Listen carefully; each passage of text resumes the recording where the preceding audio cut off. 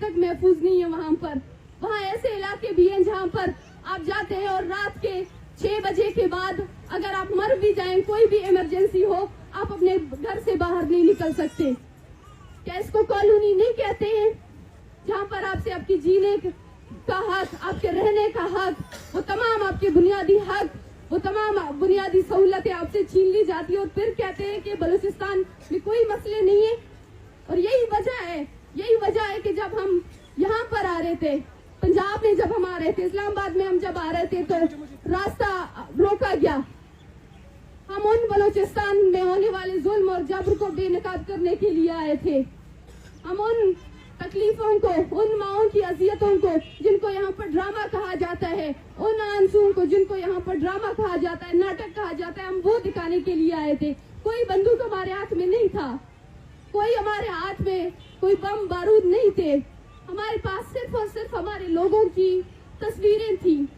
उन तस्वीरों से अगर आपको इतना मसला है तो आप इस जबरी गुमशुदगी का मसला ही हल कर दें, सारा मामला खत्म।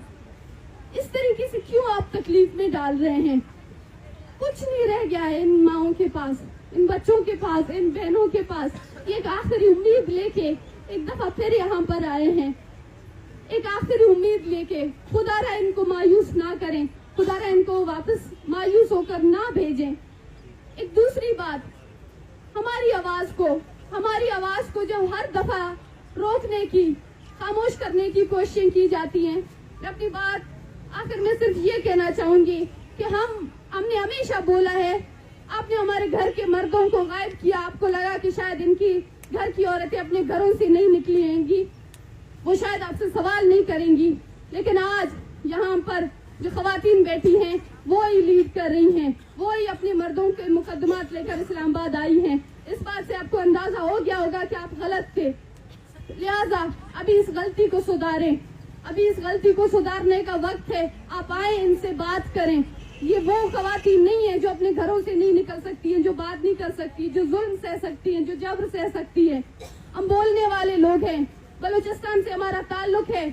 हमें सबसे पहले बोलने और आजादी की बात करने की जो है हमें तलकीन की जाती है। हमें सबसे पहले अपनी जो है हक, अपने जो है हकूक और तमाम वो एक इंसान की बुनियादी जो हक होते हैं वो हमें लेने के लिए हमें जो है सबसे पहले उसकी तरगीब दी जाती है।